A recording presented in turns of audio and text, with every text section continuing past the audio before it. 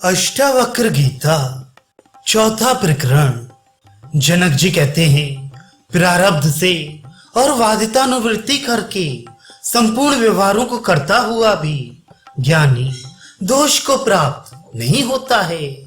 हे भगवान, जिस आत्मज्ञानी विद्वान ने सबका अधिष्ठान अपने आत्मा को जान लिया है, वे विषयों के विक्षेप को प्राप्त नहीं होता है, अर्थात उसका चित्त विषयों के संबंध से विक्षेप को प्राप्त नहीं होता है।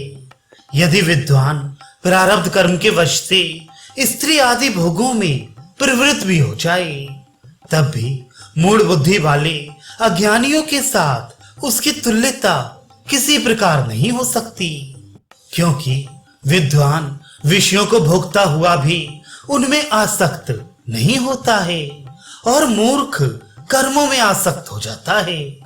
इसी वार्ता को गीता में भी भगवान श्री कृष्ण चंद्र जी ने कहा है, हे महाबाहु, तत्वविद जो ज्ञानी है सो इंद्रियों के विषयों के विभाग को जानता है और इंद्रियां अपने अपने विषयों में वर्तती हैं। मैं इनका भी साक्षी हूं, किंतु मेरा इनके साथ कोई संबंध नहीं है। एवं पंचदशी कार ने भी ज्ञानी और अज्ञानी का भेद दिखलाया है। प्रारब्ध कर्म के भोग में ज्ञानी और अज्ञानी दोनों तुल्य ही हैं। कष्ट होने पर भी ज्ञानी धीरता से क्लेश को प्राप्त होता है और अज्ञानी मूर्ख अधीरता के कारण क्लेश को प्राप्त होता है। प्रश्न, संसार के विषय व्यवहार में स्थित हुआ भी ज्ञानी अज्ञानी के तुल्य क्यों नहीं हो सकता है? उत्तर, अज्ञानी को लाभ और अलाभ में सुख और दुख होते हैं, परंतु ज्ञानवान को नहीं होते हैं। इसी से उनकी तुल्यता नहीं बन सकती है।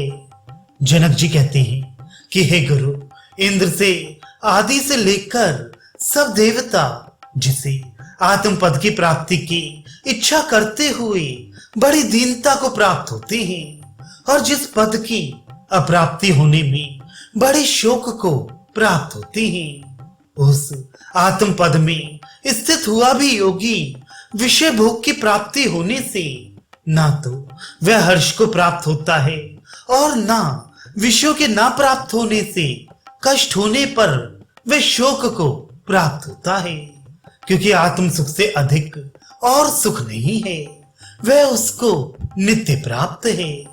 ज्ञानवान विधि वाक्यों का किंकर नहीं होता, इसी वास्ते उसको पुण्य पाप भी स्पर्श नहीं करते हैं।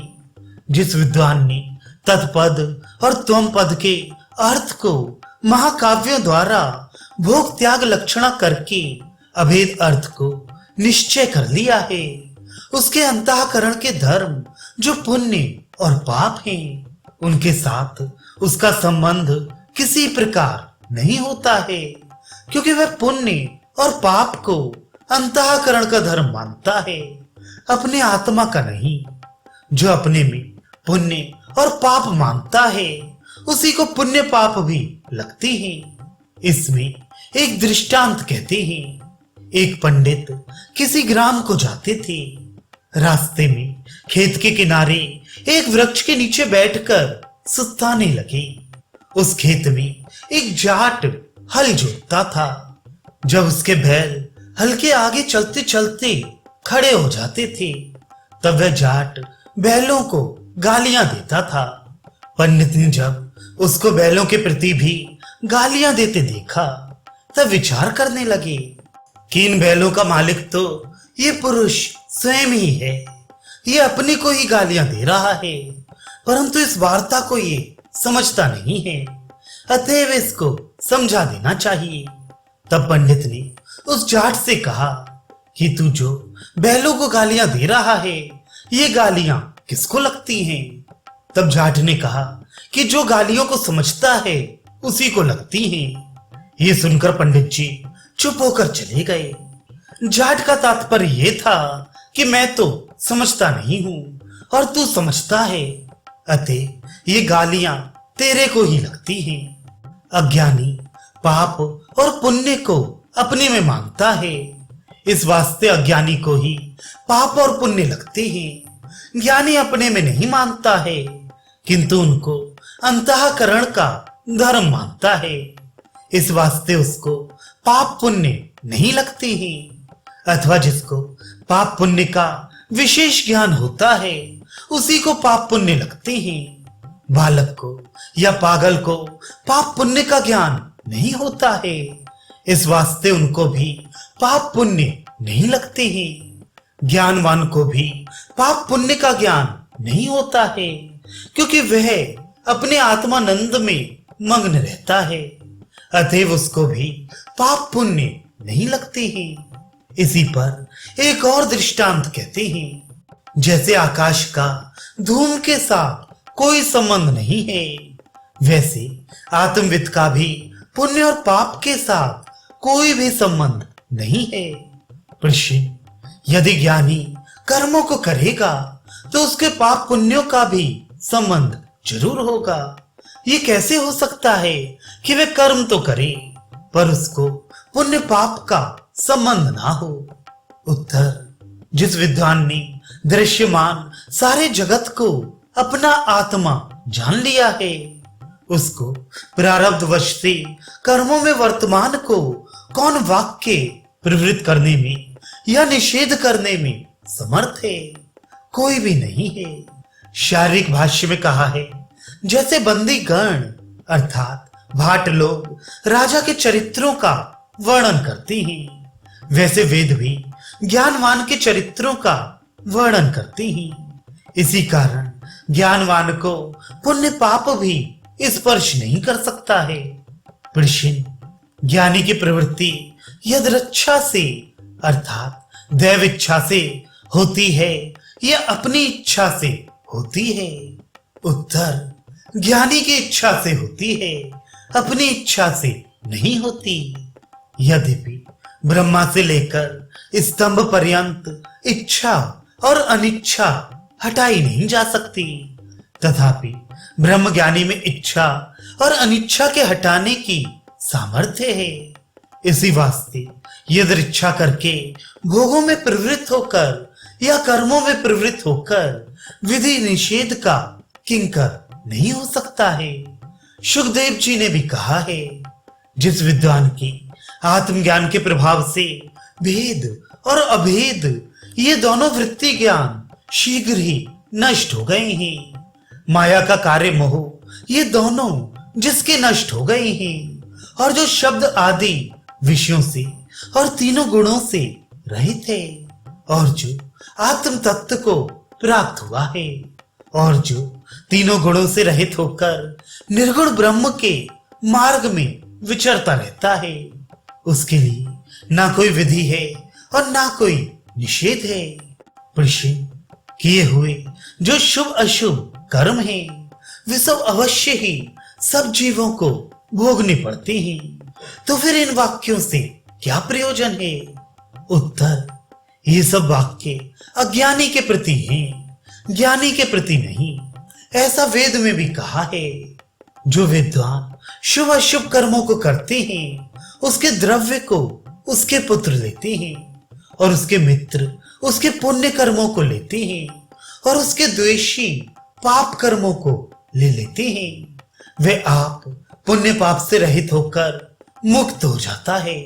केवल उतना ही काल उस विद्वान के मोक्ष में विलंब है, जितने काल तक वह प्रारब्ध कर्म के भोग से नहीं छूटता है।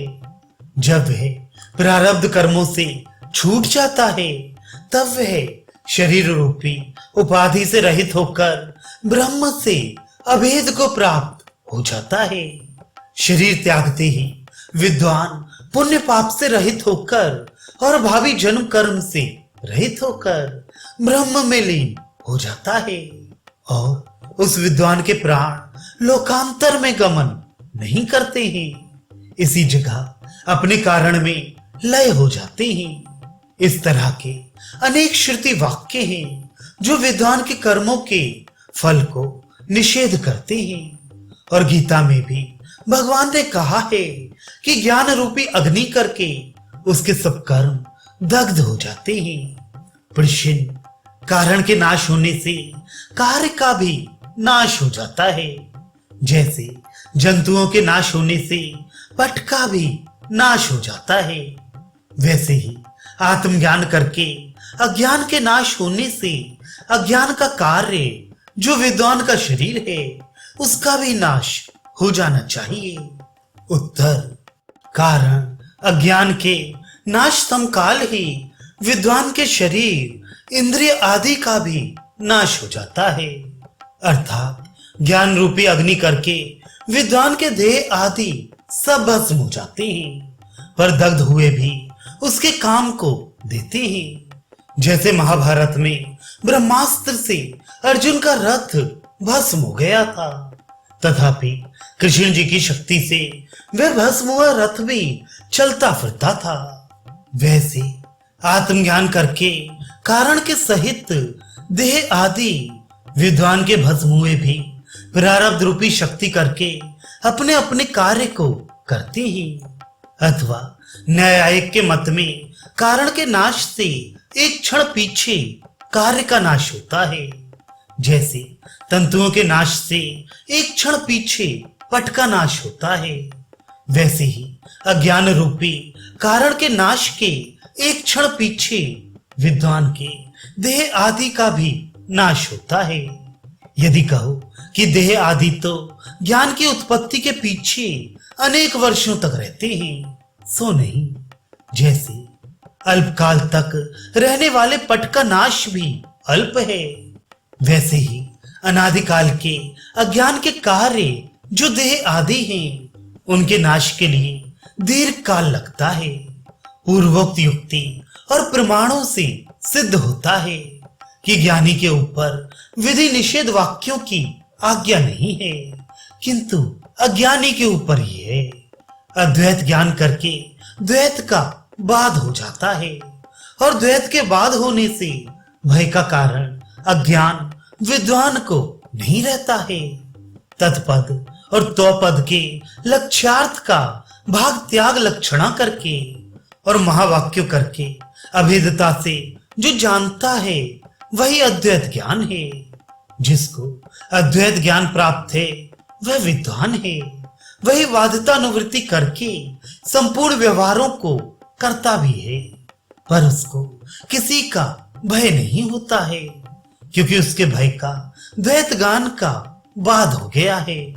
इसी वार्ता को श्रुति भगवती भी कहती है। द्वैत से ही निश्चय करके भय होता है, उसे थोड़ा सा भी भेद करता है उसको भय होता है। जो अपने से ब्रह्म को भिन्न जानकर उपासना करता है वह पशु की तरह ब्रह्म को नहीं जानता है। आत्मविद संसार रूपी शोक से तर जाता है। इन श्रुति वाक्य से भी सिद्ध होता है कि विद्वान को किसी दूसरे का भी भय नहीं होता, क्योंकि उसकी दृष्टि में कोई भी दूसरा नहीं है।